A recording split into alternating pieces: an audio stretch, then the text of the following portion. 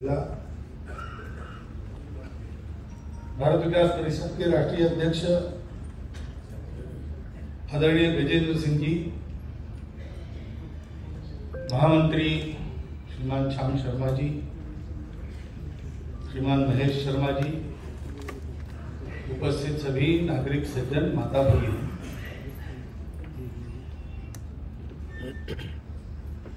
भारत जी ने एक बड़ी सटीक बात कही कि जैसे सूरज प्रकाश जी थे वैसी भारत विकास परिषद है।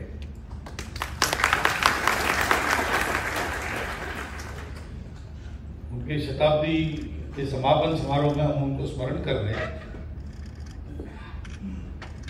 जो अच्छे काम खड़े हो जाते हैं,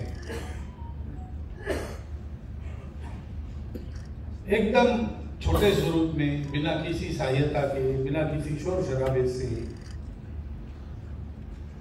और बढ़ते चले जाते ऐसा होता है, तब हम सब लोगों को यह समझना चाहिए कि जैसे किसी विशाल वटवृक्ष के बीज में, मूल में उसका एक छोटा सा बीज जो मटिया में ठो गया, वो बात उसको बड़ा वृक्ष बनाती। वैसे भारत विकास परिषद के मूल में सूरज प्रकाश जी का वो जीवन है।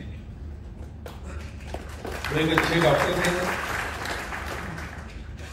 वो बिना कुछ समाज का काम किए जी सकते थे, भले आदमी थे, प्रैक्टिस अच्छी चलती थी, आराम कर सकते थे खाली समय में, लेकिन उनका जीवन कर्ममय था और सेवा में।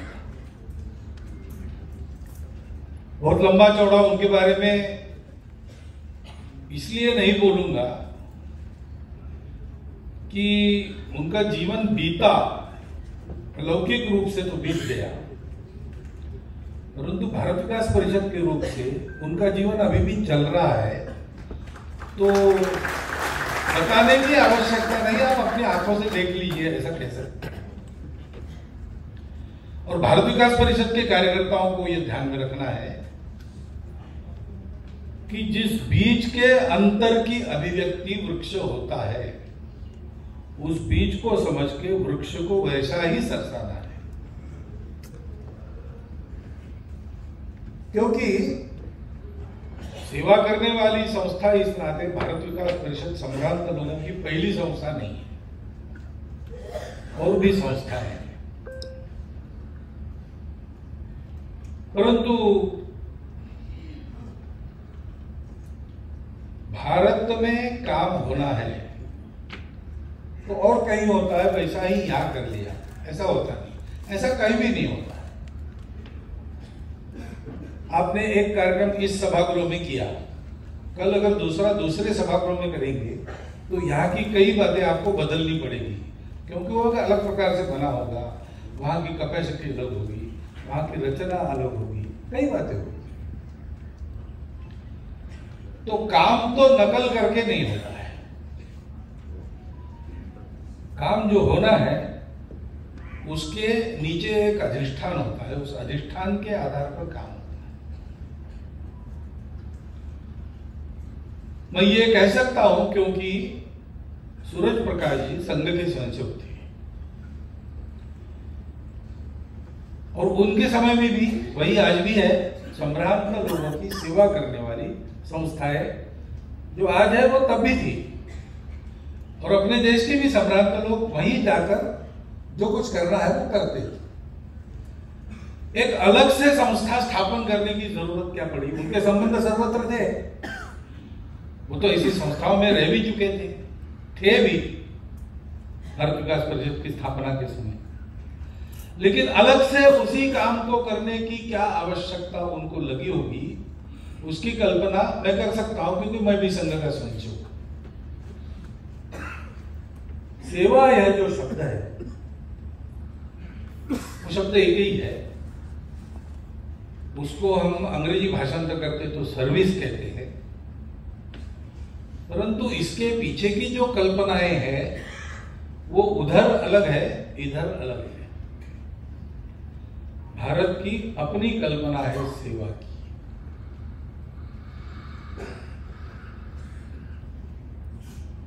तो लौकिक भाषा में बोलना पड़ता है, तो मैं भी वैसे ही बोलूंगा, आप भी वैसे ही बोलेंगे।